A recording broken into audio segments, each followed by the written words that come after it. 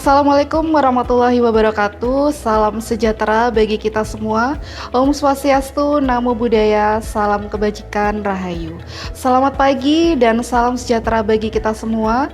Perkenalkan, saya Tri Agustina Nugrani, Eskom Mkom. Saya merupakan dosen di Program Studi Sistem Informasi Fakultas Ilmu Komputer Universitas Jember. Saya merupakan peserta sertifikasi dosen tahun 2026. Video ini disusun sebagai bagian dari pemenuhan penilaian kinerja Tridharma Perguruan Tinggi pada PDD UKT-PT, khususnya pada bidang pendidikan dan pengajaran. Melalui video ini, saya menyajikan pelaksanaan proses pembelajaran sebagai salah satu bentuk implementasi kompetensi dan menjalankan tugas sebagai dosen. Pada kesempatan ini, saya akan memberikan materi perkuliahan yaitu Analisis dan Perancangan Sistem dengan kode mata kuliah KSI 1302. Mata kuliah ini merupakan mata kuliah yang relevan dengan bidang saya yaitu Software Design. Mata kuliah Analisis dan Perancangan Sistem merupakan mata kuliah yang ditempuh mahasiswa pada semester 3 atau GASAL yang memiliki kebutuhan prasyarat yaitu sudah menempuh mata kuliah Sistem Basis Data dan Pengantar Rekayasa Perangkat Lunak. Mata kuliah ini berbasis Project Based Learning dengan didukung rencana pembelajaran semester atau RPS berbasis OBE atau Outcome Based Education. Mata kuliah Analisis dan Perancangan Sistem terdapat dua mode perkuliahan, yaitu materi tatap muka dan praktikum yang mendorong mahasiswa untuk berdiskusi aktif serta bekerja secara berkelompok, dengan membahas beberapa bahan kajian, metode, dan teknik dalam menganalisis kebutuhan serta merancang sistem informasi yang sesuai dengan kebutuhan organisasi. Mahasiswa mempelajari proses identifikasi permasalahan, analisis elicitation kebutuhan pengguna, pemodelan sistem menggunakan struktural, penyusunan spesifikasi kebutuhan perangkat lunak, software requirement specification atau SRS, basis data, antarmuka pengguna, dan komponen sistem.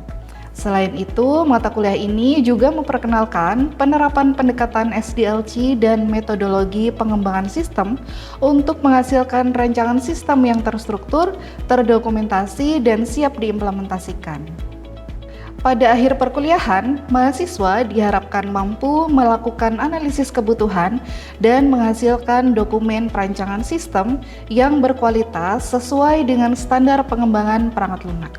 Mata kuliah Analisis Perancangan Sistem ini memiliki dua capaian pembelajaran CPL, yaitu CPL 06 mampu menelaah pendekatan manajemen dan arsitektur organisasi dalam penyusunan perangkat lunak dan sistem komputer, khususnya dalam bidang pertanian industrial. CPL 08 mampu membuat perangkat lunak sesuai dengan kebutuhan tata kelola organisasi, baik secara individu maupun kelompok, khususnya yang mendukung pengembangan ekosistem pertanian industrial. Dengan capaian pembelajaran mata kuliah ataupun CPMK, yaitu yang pertama, CPMK 1, mendemonstrasikan fase dan aktivitas SDLC, CPMK 2 bekerja secara efektif dalam lingkungan tim, CPMK 3 menjelaskan teknik pemodelan data. Dengan didukung sub CPMK, yaitu yang pertama, CPL 06 CPMK 01 mampu menganalisis kebutuhan organisasi dalam desain pengembangan perangkat lunak, CPL 08 CPMK 02 mampu menganalisis kebutuhan organisasi dalam desain pengembangan perangkat lunak, mampu bekerja secara berkelompok untuk mendemonstrasikan SDLC dan mendesain solusi dari permasalahan. CPL 08 CPMK 03 mampu membuat desain solusi penyelesaian di dalam perangkat lunak berdasarkan kebutuhannya. Dengan materi pembelajaran atau pokok bahasan sebagai berikut, yaitu yang pertama, penggalian kebutuhan ataupun elisitasi, sistem request, business model convert atau BMC, BPMN, konteks diagram, data flow diagram level 1, data flow diagram level 2, flowchart, kamus data, ERD, entity relationship diagram, serta yang terakhir adalah design interface. Perkuliahan ini dilakukan dengan pembelajaran interaktif dosen dengan mahasiswa, diskusi tanya jawab, praktikum, serta presentasi proyek akhir. Dengan persentase penilaian proyek akhir adalah 50%, UTS 20%, praktikum 20%, dan tugas 10%. Berikut, mari kita mulai perkuliahan analisis dan perancangan sistem. Assalamualaikum warahmatullahi wabarakatuh. Selamat pagi teman-teman semua. Gimana kabarnya? Baik. Udah makan ya? Udah sarapan? Oke, ya berarti teman-teman semangat dan enjoy hari ini. Oke, untuk hari ini teman-teman di dalam perkuliahan analisis perancangan sistem ya, kita sudah masuk ke minggu ke-12 ya, yang artinya teman-teman lanjut ke materi selanjutnya. Nah, materi selanjutnya ini adalah tentang ERD ya, atau Entity Relationship Diagram ya. Nah, dalam perkuliahan hari ini teman-teman capaiannya diharapkan teman-teman mahasiswa mampu memahami fase normalisasi ya. Normalisasi 1NF, 2NF dan 3NF ya. Kemudian ERD juga ya teman-teman. Kemudian yang kedua adalah mahasiswa mampu bekerja sama berkelompok untuk berdiskusi mengenai ERD. Ya. Yang ketiga, mahasiswa mampu membuat ERD. Ya. Jadi sesuai dengan kesepakatan di awal perkuliahan dulu ya teman-teman. Jadi sesuai dengan RPS, dengan mata kuliah prasyarat sistem basis data ya, jadinya teman-teman dulu yang sudah pernah menempuh sistem basis data pasti sudah pernah mendengar tentang ERD ya. Nah sekarang kita lanjutkan tentang materi perkuliahan tentang ERD ya. Harapannya teman-teman bisa memahami 1NF sampai 3NF sampai ke membuat ERD secara utuh gitu. Baik, sebelum kita mulai materi tentang ERD ya, jadi kita review materi dulu ya teman-teman. Jadi kemarin teman-teman sudah mengerjakan tugas secara berkelompok ya, jadi dari sistem request sampai ke kamus data ya. Mungkin dari materi yang minggu lalu ada yang mau ditanyakan tentang kamus data ataupun sampai ke sistem request ya Mas? Izin bertanya Bu, untuk yang kamus data nanti untuk penerapan di proyek kita apakah nanti ada minimalnya atau bagaimana Ibu? Oke, terima kasih Mas Adelio. Jadi kalau di kamus data itu tidak ada minimal. Jadi ketika ada arus data yang mengalir, maka teman-teman bisa membuat kamus datanya, dilengkapi dengan tipe datanya juga. Gitu sih. Sudah sampai mana kamus datanya? Sudah bikin berapa fitur? Untuk fiturnya masih CRUD, nanti udah lengkap CRUD-nya, tinggal menerapkan kamus datanya di database-nya aja. Oh, tinggal. Oke ya. Teman-teman yang lain juga sudah sampai CRUD fitur yang lain juga ya? Gitu ya. Oke, ada yang mau ditanyakan lagi untuk yang review materi? Oke, sudah jelas semua ya? Baik, Mas Adilio, sudah jelas? Sudah cukup, terima kasih Bu. Baik, terima kasih. Baik, kita lanjut ya teman-teman. Kita langsung ke materi ERD ya. Jadi teman-teman masih ingat ya tentang ERD itu ya dalam mata kuliah basis data dulu.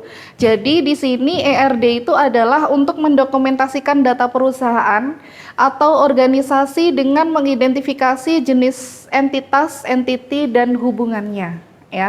Jadi di sini teman-teman tidak sekedar membuat tabel penyimpanan atau basis datanya, tetapi juga dengan relasinya.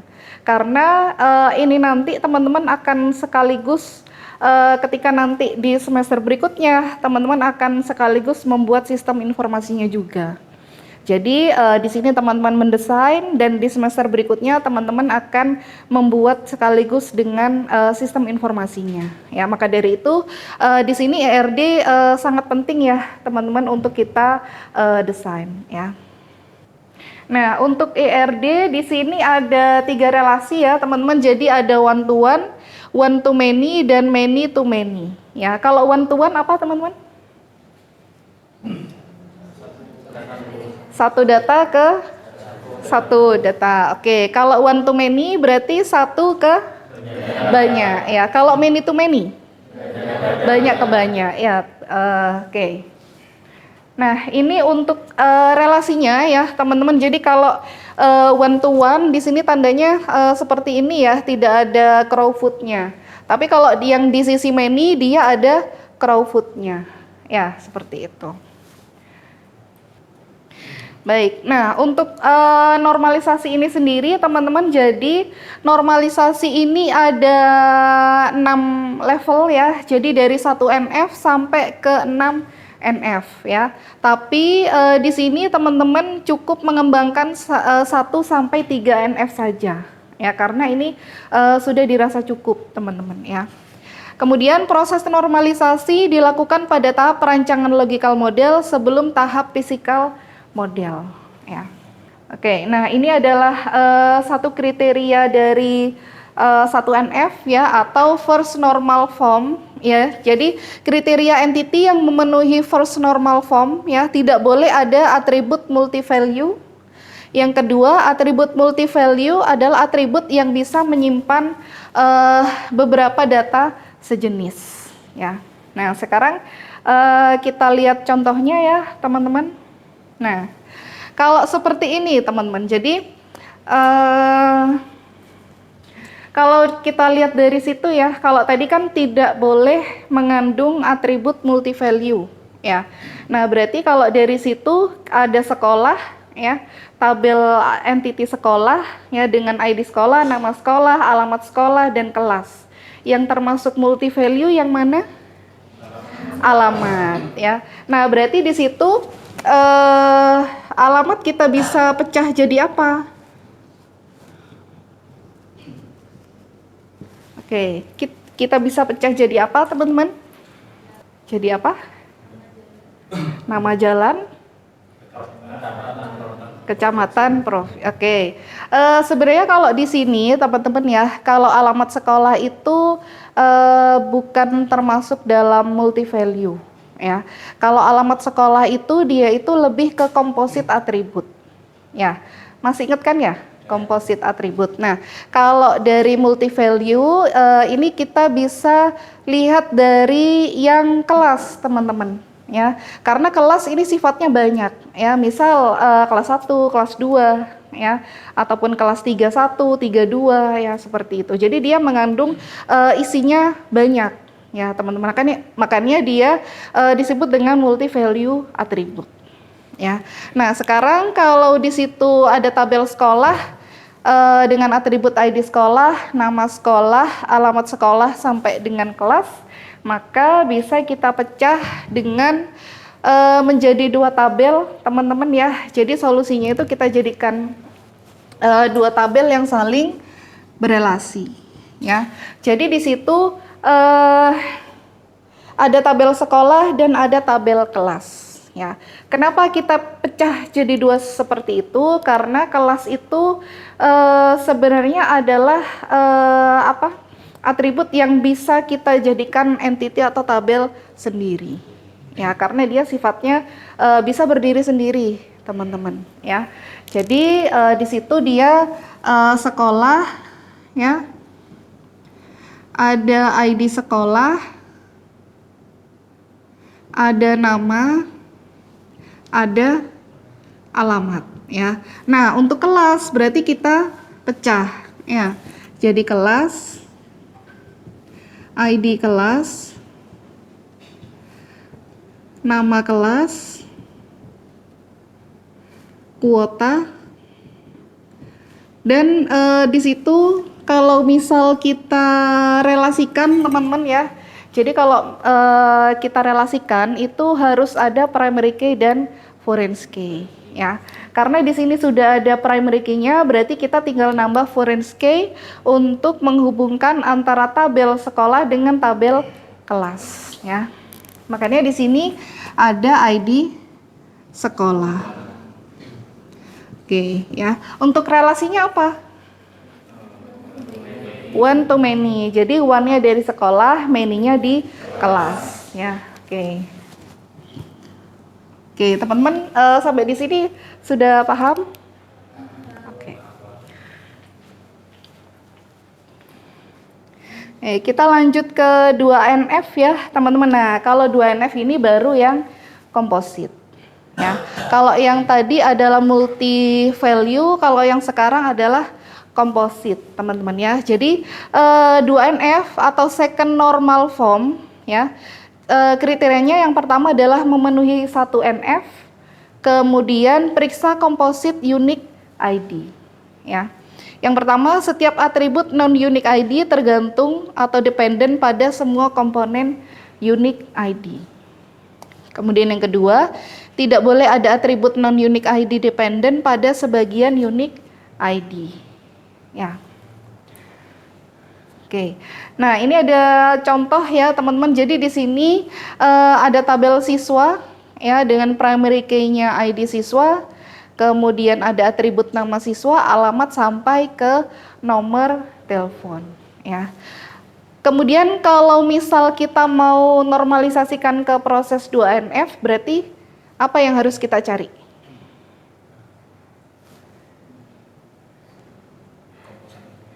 Komposit unique ID ya.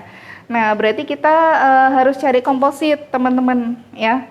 Nah, sekarang kita lihat ya. Jadi kalau komposit itu kan sifatnya memecah ya, karena komposit ini dia itu sebenarnya atributnya memiliki banyak apa? Oke ya, jadi memiliki banyak makna ya. Maksudnya kalau misal kita lihat dari alamat itu bisa kita pecah ya, berbeda dengan multi value. Kalau multi value itu dia dari isinya ya, isi tabel. Kalau komposit dia dari atributnya ya. Makanya di sini alamat siswa bisa kita pecah ya, bisa kita pecah menjadi kecamatan dan kota ya. Nah, di sini contohnya ya, teman-teman. Jadi alamat siswa nanti bisa kita isi dengan alamat jalan ya. Kemudian kita relasikan dengan kecamatan dan kota ya. Kemudian ID kecamatan dan ID kota dia akan menjadi foreign key di tabel siswa ya. Nah, ini adalah contoh dari second normal form atau fase 2NF ya. Oke, ini ada contoh lagi ya, teman-teman. Bagian manakah yang perlu dinormalisasi 2NF ya? Kalau di situ ada tabel siswa ya. Jadi ada nama, nomor telepon, alamat, mata kuliah, dan nilai ya. Nah, kalau yang seperti ini teman-teman bisa pecah ya.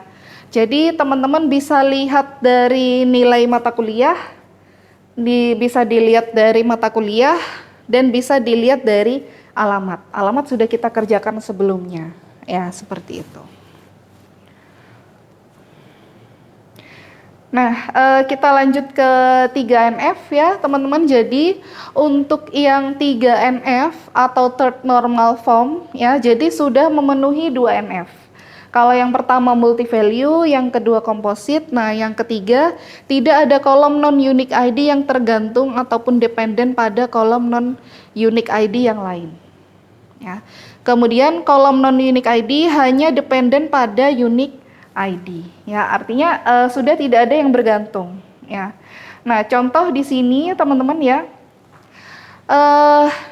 dari tabel siswa ada ID siswa, nama siswa, alamat siswa, ID prodi, nama prodi, ID fakultas, nama fakultas. Nah, dari sini teman-teman bisa melihat ya, ada yang ganjel ya. Jadi ada bagian ataupun atribut yang dimana dia itu berbeda dari tabel siswa ya. Nah, itu bisa kita selesaikan ya. Jadi bisa kita pecah lagi ya, teman-teman. Jadi untuk yang ID fakultas dan nama fakultas kita pecah ke tabel sendiri ya. Artinya biar dia tidak tergantung di unique ID yang lain ya. Kemudian ada ID prodi dan nama prodi kita buatkan di tabel prodi ya. Kemudian untuk siswa kita buatkan sendiri ya, teman-teman. Jadi ada siswa, ID siswa, nama siswa, alamat, dan ID prodi ya. Jadi kalau seperti ini teman-teman kita bisa membaca ya. satu fakultas ya dari sisi one ke many ya. Jadi satu fakultas memiliki banyak prodi ya. Kemudian dari satu prodi memiliki banyak siswa ya, seperti itu. Oke, mungkin ada yang mau ditanyakan sampai di sini, teman-teman? Izin bertanya, Bu. Ya. Terkait dengan pembuatan NRD ini, apakah ada batasan terkait dengan pembuatannya seperti harus ada satu NF-nya ataupun maksimal ada 6 NF-nya atau apa perlu, Bu? Ataupun cuman satu NF aja? Oh, oke. Oke, ini untuk kelanjutan progress project ya, Mas ya. Jadi Iya.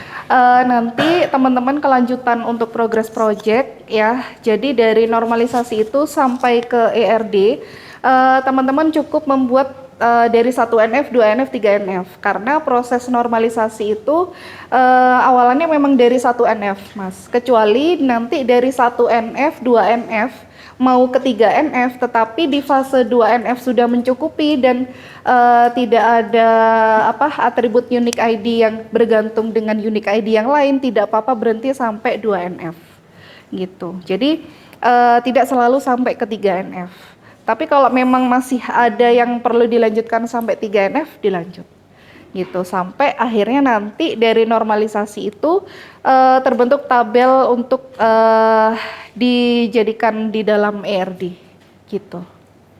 Gitu, Mas? Oke, sama-sama. Yang lain sudah jelas? Oke. Oke, teman-teman. Nah, ini ada soal latihan ya, teman-teman. Jadi soal latihan ya, perusahaan rental mobil memiliki banyak mobil ya. Setiap mobil termasuk dalam satu jenis mobil. Berarti mobilnya ada satu jenis, tapi dia ada banyak ya. Kemudian pelanggan dapat menyewa mobil lebih dari 1 kali ya. Kemudian setiap transaksi penyewaan mencatat tanggal sewa, tanggal kembali, lama sewa, total biaya, dan petugas yang melayani transaksi.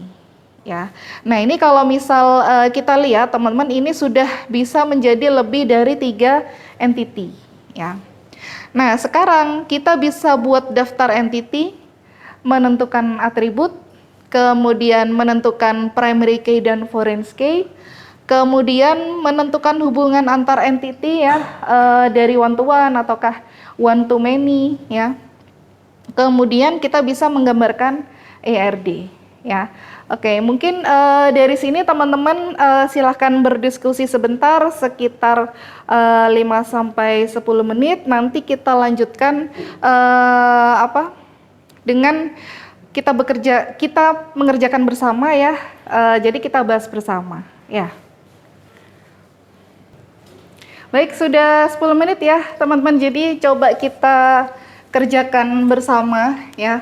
Kalau dari soal latihan teman-teman, perusahaan rental memiliki banyak mobil, berarti kita butuh data mobil ya, ada data mobil. Kemudian setiap mobil termasuk dalam satu jenis mobil, oke berarti sudah ya. Pelanggan dapat menyewa mobil lebih dari 1 kali. Setiap transaksi penyewaan mencatat tanggal sewa, tanggal kembali, lama sewa, total biaya, dan petugas yang melayani transaksi. Berarti ada data apa? Data pelanggan ya. Kemudian ada data transaksi ya.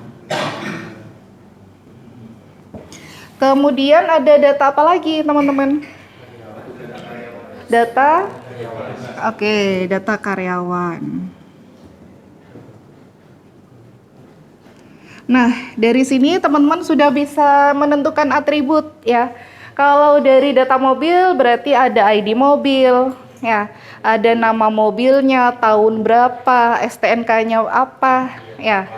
Oke, warnanya, ya nomor mesinnya, ya siapa tahu, ya jangan sampai ya, misal mobilnya dibawa lari, nah kita kan punya data di situ, ya.